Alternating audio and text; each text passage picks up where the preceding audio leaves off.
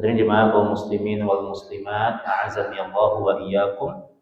Kita masih berada pada momentum bulan Syawal. Tidak ada salahnya saya mengucapkan taqabbalallahu minna wa minkum. Nas'alullaha 'azza wa jalla ay yataqabbalallahu minna wa minkum shalihul a'mal. Kullu 'amin wa antum bi khairin.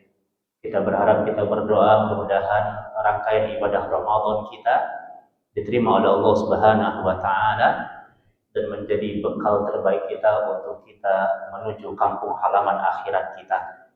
Di momentum ini saya juga menyampaikan permohonan maaf. Mohon maaf lahir dan batin. Mudah-mudahan Allah menjadikan kita pribadi-pribadi yang saling memaafkan karena Allah. Ya, Al-Quran mengatakan di surat An-Nur ayat 22, Allah mengatakan kepada kita, "Falyafu waliyasfahu." Lapangkan dadamu, maafkan saudaramu. Falyafu waliyasfahu. Tidak hanya memaafkan, lapangkan dada kita. Maafkan orang lain karena Allah. Ada sebuah perkataan dari para ulama salaf terdahulu, mereka mengatakan, ada orang yang tangannya berjabat, fisiknya berpelukan, dia bilang dia memaafkan, tapi dia dimurkai oleh Allah. Tapi dia dimurkai oleh Allah. Siapa dia? Orang yang ketika tangannya berjabat, fisiknya berpelukan, tapi di hatinya masih menyimpan dendam dan permusuhan. Makanya Al-Quran mengatakan, "Falyafu wal yasfahu." Lapangkan dada kalian. Ya, makasih Ustaz. Ya, lapangkan dada kalian. Ya, jangan sampai kita meminta maaf itu hanya sebuah seremonial rutinitas tanpa makna. Tapi betul-betul kita memaafkan karena Allah. Betul-betul kita menyayangi saudara kita karena Allah. Karena ini potensi hadirnya keberkahan Allah dalam kehidupan kita. Ya, maafkan manusia jangan karena dia. Kita kalau maafkan dia itu karena dia, kecewa kita. Kalau kita maafin makhluk karena makhluk, kecewa. Kenapa? Boleh jadi dia kita maafkan hari ini, besok dia bikin kesalahan lagi. Boleh jadi kalau kita minta maaf seseorang, membuat orang dia merasa tinggi hati. Dia merasa dia benar. Ya, tapi maafkan dia karena Allah. Maafkan dia karena Allah. Karena Allah bilang sama kita, "Ala tuhibbuna ayyaghfirallahu lakum." Kalau kalian mengharapkan ampunan Allah, ampuni orang lain. Kalau kalian mengharapkan maafnya Allah, maafkan orang lain. Jadi maafkan dia, jangan karena dia. Kalau karena dia, kecewa kita. Besok dia bikin kesalahan lagi dia. Tapi maafkan dia karena Allah. Karena itu cara kita untuk mendapatkan ampunan Allah. Jemaah yang dirahmati Allah Subhanahu wa taala, alhamdulillah kita kembali bersyukur pada Allah Subhanahu wa taala hari ini. Kajian perdana kita pada momentum ba'da Ramadan ini, ya kita terus bersyukur kepada Allah. Allah masih memberikan kita kekuatan iman dan Islam, kekuatan untuk ibadah kepada Allah. Dan kita harus sadari bahwa kenikmatan yang paling besar ketika kita dihidupkan dalam ibadah dan ketaatan kepada Allah. Syukuri nikmat itu nikmat yang paling terbesar. Ketika kita masih bisa ke masjid, kita masih bisa berdiri untuk sholat berjamaah, kita masih bisa berzikir pagi dan petang, kita masih bisa duduk di majelis ilmu. Ini sebuah kenikmatan yang Allah tidak berikan kepada semua makhluknya.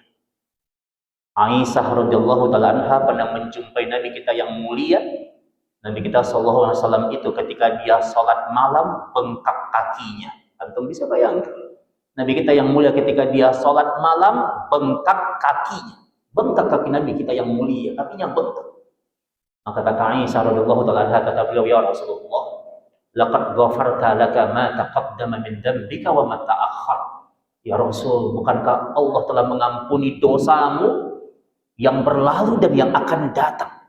Kenapa begitu hebat ibadahmu? Nabi kita sholat malam sampai bengkak kakinya. Allah udah ampun dosamu wahai Rasulullah, kata Aisyah radhiyallahu taala anha. Dan Nabi kita mengatakan SAW, kata beliau, "Afala an akuna 'abdan syakura?" Apakah aku tidak boleh menjadi hamba Allah yang bersyukur? Nabi kita mengajarkan kepada kita syukur yang pertama yang harus kita hadirkan ketika Allah telah membangunkan kita dari tempat tidur kita, ketika Allah masih menghidupkan kita dalam ketaatan kepada Allah. Mudah-mudahan kita semuanya hari-hari yang kita jalankan, mudah-mudahan hari-hari yang kita lewati dengan cara kita mentaati Allah Subhanahu wa taala. Selawat dan salam kepada Nabi kita yang mulia, Nabi Muhammad sallallahu alaihi wasallam. Mudah-mudahan kita senantiasa berselawat dengan sunnah-sunnah yang Nabi ajarkan. Ada satu sabda Nabi di hadis riwayat Imam Ahmad dan terdapat dalam kitab Sunan Imam At-Tirmidzi. Ada seorang sahabat yang mulia yang bernama Ubay bin Ka'ab radhiyallahu taala anhu. Tahu kita siapa Ubay bin Ka'ab? Seorang sahabat Nabi yang mulia, ahli ibadah. Ahli ibadah, seorang sahabat Nabi yang dipuji keimanannya oleh Allah Subhanahu wa taala dan dibenarkan keimanannya oleh Rasulullah SAW. Ubay bin Ka'ab itu dia pernah bilang kepada Nabi kita yang mulia, kata beliau, ya Rasulullah, an aj'alu laka salati kullah. Wahai Rasul, aku akan jadikan berselawat kepadamu, membaca selawat kepadamu sebagai amalan-amalan yang sering aku lakukan. Bahkan aku punya satu waktu yang khusus, di sepertiga malam aku jadikan waktu itu untuk memperbanyak berselawat kepadamu. Maka apa respon Nabi kita yang mulia sallallahu alaihi wasallam? Kata beliau, idzan tukhfi hammuka wa yughfar laka dzambuka. Ini hadis dapat dalam kitab sahih dan dapat dalam kitab Sunan Imam Ahmad. Ini hadis sahih. Kata Nabi, wahai Ubay bin Ka'ab, kalau itu yang engkau lakukan, maka Allah akan menghilangkan semua kesusahan. Allah akan menghilangkan semua kegundahan hatimu. Allah akan menghilangkan semua yang sulit dalam hidupmu kalau engkau memperbanyak berselawat. Idzan tukhfi hammuka wa yughfar laka dzambuka. Bahkan Allah akan mengampuni dosa-dosamu. Maka jangan pernah Pak menyepelekan amalan berselawat. Dan berselawat yang terbaik itu seperti kita berselawat ketika kita berselawat di tahiyat akhir ketika kita sholat. Ini di antara cara berselawat yang terbaik dalam sunnah-sunnah Nabi yang mulia. Perbanyak berselawat. Maka Masya Allah, Allah akan menghilangkan kesusahan kita. Allah akan memudahkan urusan dunia dan akhirat kita. Dan Allah akan mengampuni dosa-dosa kita. Al-Imam Ibnu Katsir rahimahullah ta'ala mengatakan, kata beliau, in ghafarta laqad aflahta. Jika Allah telah mengampuni dosa-dosamu, maka Allah akan bereskan semua urusan dunia dan akhirat. Ini janji Allah. Maka mudah-mudahan di ba'da Ramadan ini kita istiqamah untuk menegakkan sunnah-sunnah Nabi yang mulia sallallahu alaihi wasallam. Dan istiqamah ini Pak menjadi sebuah perkara yang sangat berat. Istiqamah di zaman fitnah. Istiqamah di zaman fitnah. Karena kita ingat kita ini adalah umat akhir zaman. Yang bilang kita umat akhir zaman bukan kita, tapi Rasul yang mengatakan.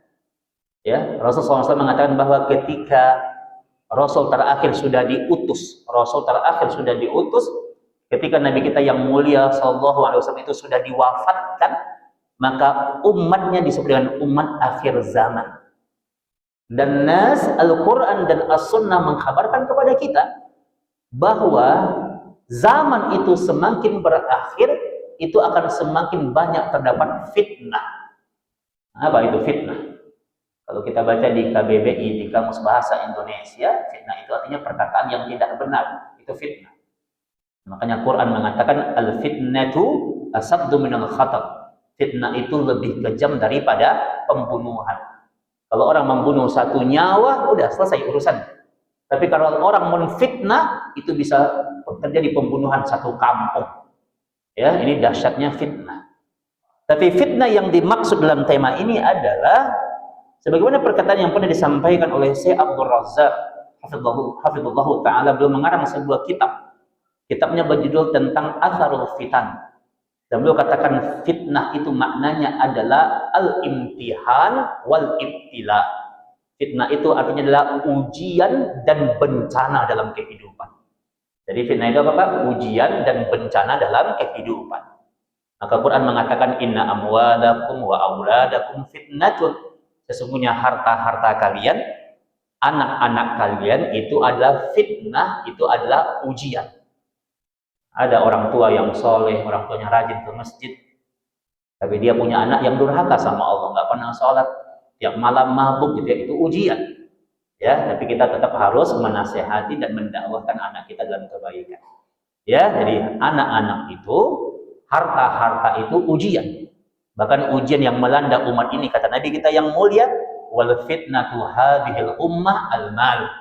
Fitnah, ujian yang melanda umat ini, ujian yang terbesar yang melanda umat ini adalah apa? Adalah harta. Nah, jadi harta itu adalah fitnah yang terbesar.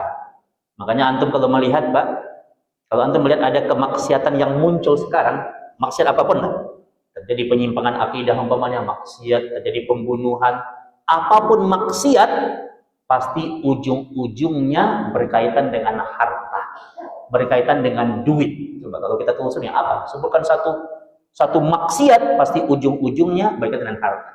Ini kebenaran dari sabda Nabi yang mulia. Benar sabda Nabi itu bahwa ujian yang terbesar yang akan melanda umat ini berkaitan dengan harta.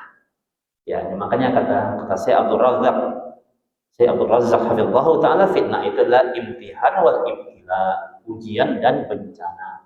Al-Imam Al-Qurtubi rahimahullahu taala mengatakan fitnah itu artinya fasadu fil ardi.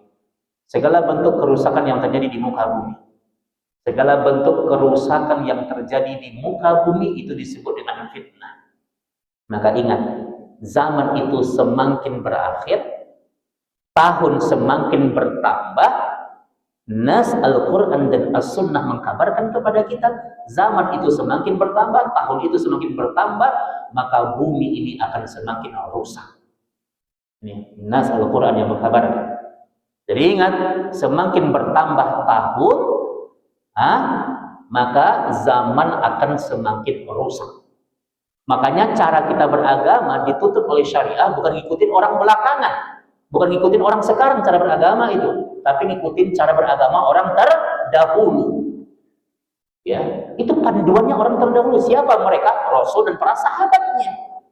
Karena kalau yang kita ikuti zaman sekarang atau zaman yang akan datang, justru zaman itu makin bertambah, itu makin rusak. Makanya cara kita beragama, ikuti cara beragama orang-orang terdahulu. Ini kaidahnya.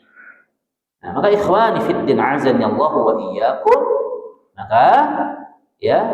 maka ini satu bentuk fitnah akhir zaman. Jadi ketika kemaksiatan merajalela, ketika orang terbiasa bikin dosa dan kemaksiatan, ya, ketika terjadi pembunuhan di mana-mana, ya, ketika orang tidak malu bikin maksiat, ketika perzinaan dilegalkan, riba dilegalkan, ini tanda akhir zaman yang akan memancing tanda kiamat-kiamat besar akan hadir, tanda-tanda datangnya kiamat.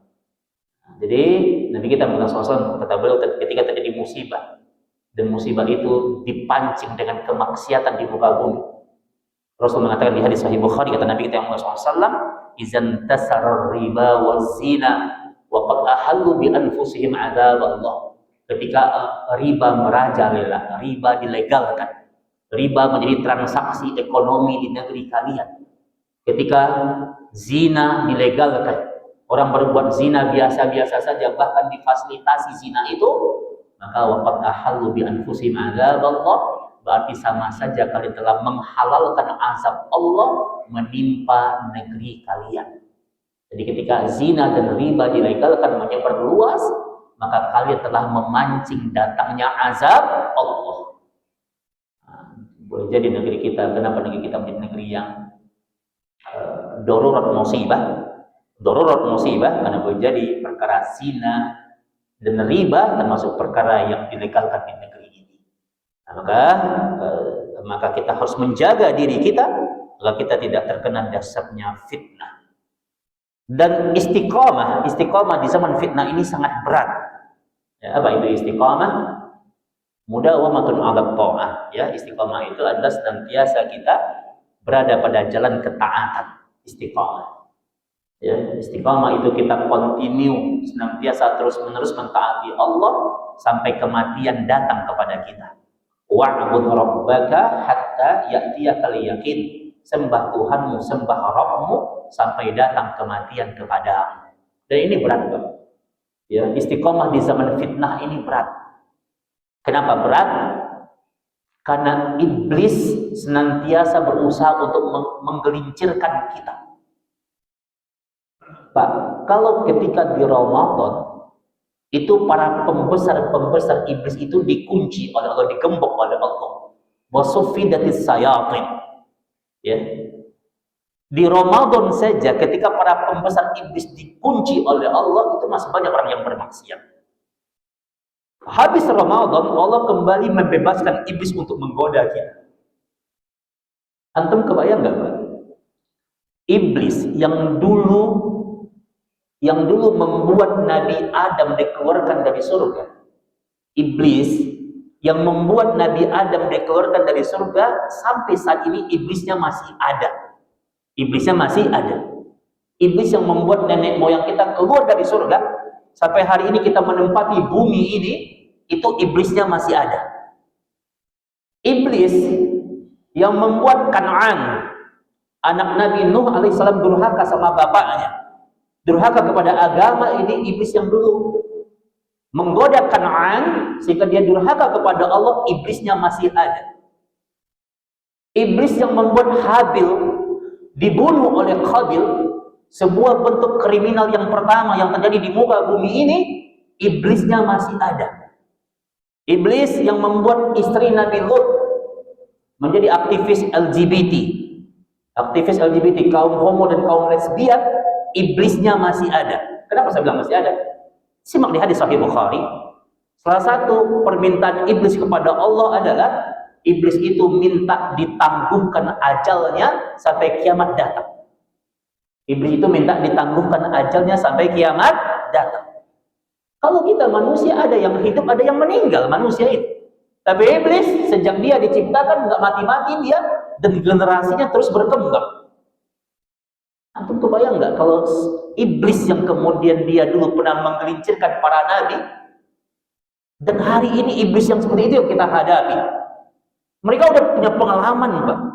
Udah punya pengalaman untuk menyesatkan manusia. Mereka punya pengalaman yang panjang untuk menggelincirkan manusia. Dan itu yang kita hadapi, Pak, ketika Ramadan berakhir. Ketika Ramadan lepas dari kita. Makanya istiqomah ini berat. Karena begitu dahsyatnya para tentara-tentara iblis untuk menggelincirkan umat manusia. Ya, dan iblis itu nggak mau, Pak, nggak mau kita itu mati dalam keadaan husnul khatimah, nggak mau dia. Makanya puncak perjuangan iblis itu ketika kita menghadapi sakratul maut kita. Banyak orang yang secara zahir kita lihat dia meninggalnya muslim, tetapi secara perkara gaib kita nggak tahu apakah dia telah dimurtadkan oleh iblis atau tidak. Karena Al-Quran cerita kepada kita ketika orang sedang menghadapi sakratul maut, ketika dia berada dalam keadaan yang lemah, maka iblis mendatangi dia dari semua penjuru arah. Dari semua penjuru arah. Dari depan, dari belakang, dari kiri, dari kanan, dia diserang oleh iblis dari semua penjuru arah. Orang yang sedang sakarat itu, Pak, Anda boleh lihat orang yang sedang sakarat, dia lemah dia. Dia bisa ngomong gitu aja, itu udah hebat gitu. Lemah dia haus. Ketika itu iblis menjelma seperti ibu kandungnya. Di hadis Sahih Bukhari diceritakan iblis menjelma seperti ibu kandungnya. Kata iblis, "Nah, ayo masuk ke agama Yahudi. Masuk ke agama Yahudi, nah, aku akan diberikan air yang menyejukkan." Dia lemah dia. Nah, makanya sunnah, sebuah anjuran dan perintah dari Allah Subhanahu wa taala dan Rasulnya, kalau kita menghadapi orang yang sedang sakarat, tugas kita talkinkan dia. Selamatkan akidahnya. Laqinu mautakum bi kalimatin la ilaha illallah. Bisikkan dengan lembut di telinga saudara kalian. Saudara kalian yang sedang sakarat, bisikkan, bimbing dia untuk dia bisa membaca kalimat la ilaha illallah. Man kana fi akhir kalamihi la ilaha illallah dakhala al-jannah. Barang siapa yang di akhir hayatnya dia bisa baca kalimat la ilaha illallah, maka dia dijamin masuk surga. Maka ikhwani fiddin azanillahu wa iyyakum, maka tugas kita bagaimana kemudian kita bisa istiqamah untuk bertauhid kepada Allah sampai kematian datang kepada kita. Ya, Imam Ibnu Qayyim rahimahullahu taala mengatakan, kata beliau, akramul karamah luzumul istiqamah. Akramul karamah luzumul istiqamah. Manusia yang paling mulia, kemuliaan di atas kemuliaan, akramul karamah, kemuliaan di atas kemuliaan, Ya, bagaimana caranya untuk mendapatkannya? Luzumul istiqomah, dengan cara kita istiqomah. Nah, ya, jadi tidak hanya ketaatan semusim, ketaatan sesaat. Ramadan telah membuktikan ternyata kita bisa berjamaah di masjid. Ramadan telah membuktikan ternyata kita bisa menegakkan puasa. Ramadan telah membuktikan ternyata kita bisa mengkhatamkan Al-Quran. Ramadan membuktikan ternyata kita bisa sholat malam. Ramadan membuktikan ternyata kita bisa mengertikan zikir pagi dan petang. Kenapa habis Ramadan kebiasaan itu habis juga, selesai juga? Nah, maka ingat kata Al-Imam Hasan Al-Basri rahimahullahu ta'ala, kata beliau, bi'sal kaum yang paling buruk adalah, manusia yang paling jelek adalah alladzina la ya'rifuna Allah illa fi Ramadan. Kaum yang paling buruk, kaum yang paling jelek adalah orang yang tidak mengenal Allah kecuali hanya di Ramadan saja. Kecuali hanya di Ramadan saja. Nah, jadi jangan mentaati Allah hanya semusim. Ya, Allah yang kita sembah di Ramadan, Allah itu masih ada, terus ada di bulan-bulan yang lainnya. Kata ulama kita kepada kita, kunu rabbaniyan wa la takunu ramadhaniyan. Jadilah hamba Allah, jangan jadi hamba Ramadan. Jadi hamba Allah, ya. Jadi kapanpun dan dimanapun kita tetap harus bersemangat untuk beribadah kepada Allah Subhanahu wa Ta'ala. Ya. Maka cara kita untuk istiqomah diantaranya adalah jaga amalan-amalan yang disunnah oleh Nabi kita yang mulia Sallallahu Alaihi Wasallam. Ya, iblis nggak ingin kita mendapatkan husnul khatimah. Ya, makanya kalau kita istiqomah, insya Allah kita akan bisa mati dalam keadaan husnul khatimah. Ya, ada satu sabda Nabi. Ini adalah hadis qudsi. Apa itu hadis qudsi? Ya, makna yang paling mudah memahami hadis qudsi adalah hadis yang berisi firman Allah. Hadis qudsi adalah hadis yang berisi firman Allah. Nabi kita bicara tentang perkara kafarat wad darajat. Nabi kita bicara tentang perkara yang akan menghapuskan dosa dan yang akan mengangkat derajat. Ada amalan-amalan yang akan menghapuskan dosa dan yang akan menaikkan derajat. Kata Nabi kita yang mulia SAW, perhatikan, amalkan ini Pak, ibu-ibu amalkan ini. Yang pertama kata Nabi kita yang mulia adalah masyu alal akhdam ilal jamaah. Menjaga 5 waktu di masjid. Jadi antum habis Ramadan tetap jaga 5 waktu di masjid. Ibu-ibu, karena mungkin sholatnya di rumah, ibu-ibu 5 waktu itu ibu-ibu 5 waktu itu usahakan tepat waktu di rumah. Tepat waktu, tegakkan 5 waktu di rumah. Yang kedua adalah intizarus shalah ba'da shalah, yaitu kita menunggu waktu sholat. Usahakan kalau habis maghrib jangan pulang. Habis maghrib bertahan, berzikir, berdoa, baca Quran, tunggu waktu isya atau sholat yang lainnya. Menunggu waktu sholat adalah amal yang utama. Kata Nabi kita yang mulia SAW, barang siapa yang dia duduk menunggu waktu sholat, sepanjang dia duduk menunggu waktu sholat, sepanjang itu juga malaikat mendoakan dia. Jadi kita nunggu waktu sholat, ya, maka sepanjang itu juga malaikat mendoakan kita. Dan ini adalah amal yang utama. Yang ketiga adalah isbabul wudu' indal makruhat, yaitu sempurnakan wudu. Artinya usahakan kita enggak terputus wudunya. Usahakan kita enggak terputus wudunya. Jaga wudu walaupun di masa-masa yang sulit. Ini amal yang utama. Ketika Nabi kita mengatakan 3 perkara ini. Ini hadis qudsi, maka Allah berfirman. Ketika Nabi bilang 3 perkara ini menjaga 5 waktu. Kemudian apa tadi? Kemudian apa? Berwudu, menjaga wudu, kemudian menunggu waktu sholat, menjaga 5 waktu, menunggu waktu sholat, menjaga wudu. Maka Allah berfirman, apa kata Allah?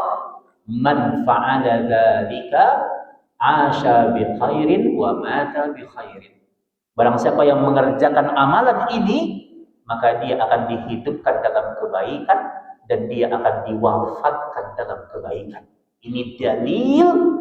Kalau orang dia sholat 5 waktu di masjid, insya Allah dia akan mendapatkan husnul khatimah.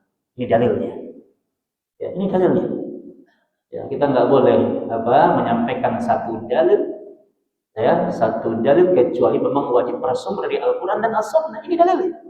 Jadi orang-orang yang 5 waktu di masjid, insya Allah dia akan dapatkan husnul khatimah. Allah yang bilang. Ini firman Allah. Man fa'ala dzalika, barang siapa yang mengerjakan 3 perkara itu, asya bi khairin, dia akan hidup dalam kebaikan dan dia akan diwafatkan dalam kebaikan. Insya Allah. Jaga 5 waktu di masjid. Ini perkara yang berat di zaman fitnah. Menjaga 5 waktu di masjid perkara yang berat di akhir zaman. Makanya karena dia berat, maka jaminannya apa? Allah akan kasih dia husnul khatimah. Jaga 5 waktu di masjid.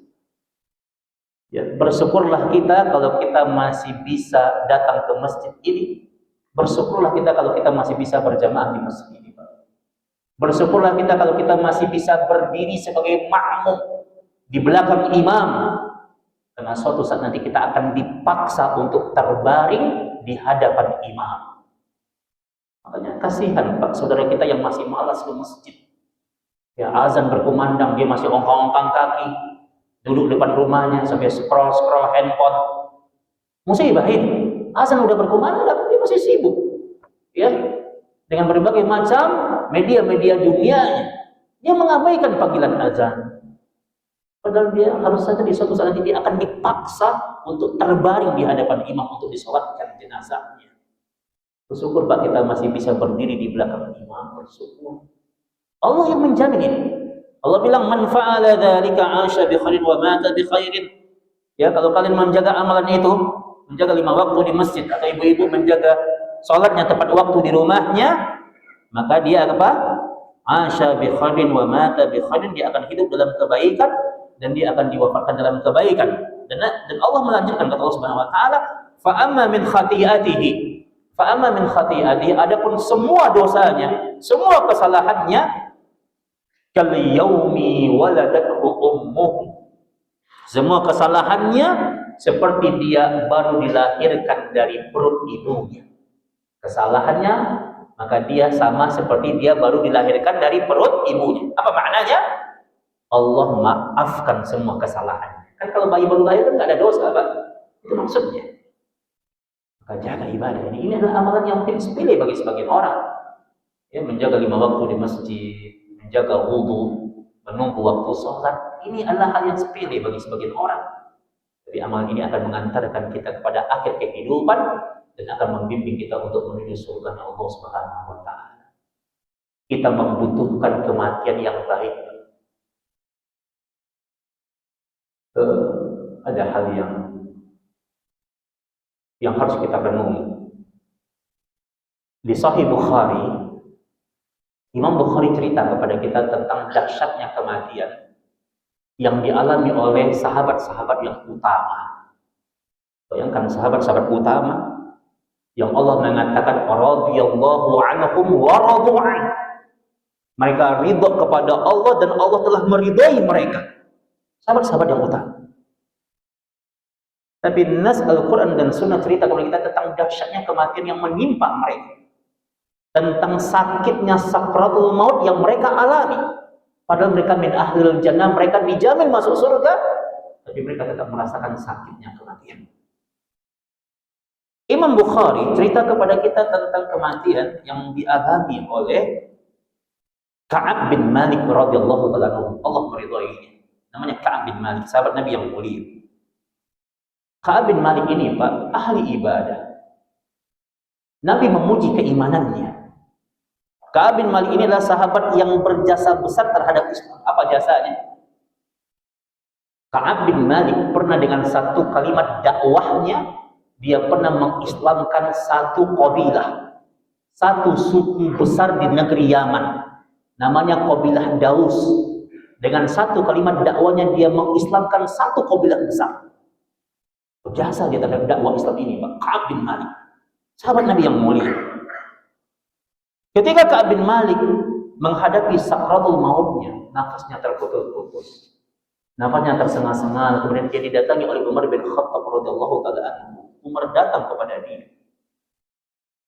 Umar memegang tangannya, dipegang tangannya oleh Umar.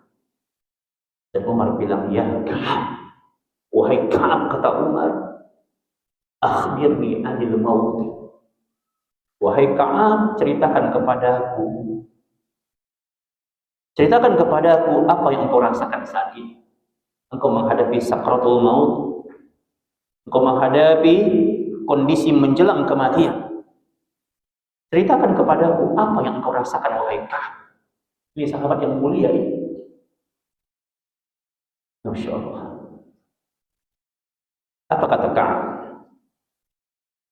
Kata beliau, ya Amirul Mukminin, wahai Amirul Mukminin, wahai Umar bin Khattab, kata dia. Masya Allah. Yang aku rasakan, kata dia, ibarat pohon yang berduri. Ini pengakuan Ka'ab, sahabat yang sangat benar. Allah membenarkan keimanannya. Dia katakan ibarat pohon yang berduri, pohon kuat yang berduri, dan pohon itu dimasukkan dalam perutku sekuat-kuatnya. Pohon itu dimasukkan dalam perutku sekuat-kuatnya, dan kemudian pohon itu ditarik. Pohon itu berada dalam tubuhku, dan kemudian pohon itu ditarik oleh orang yang paling kuat, ditarik berkali-kali pohon itu, sampai ketika pohon itu ditarik, kata dia, menghancurkan semua isi perutku, mematahkan tulang belulangku, kata dia, dan memutuskan semua urat nadiku, wahai Umar. Itu yang aku rasakan. Dia menangis dia, karena dia merasakan begitu sakitnya kematian. Begitu sakitnya kematian.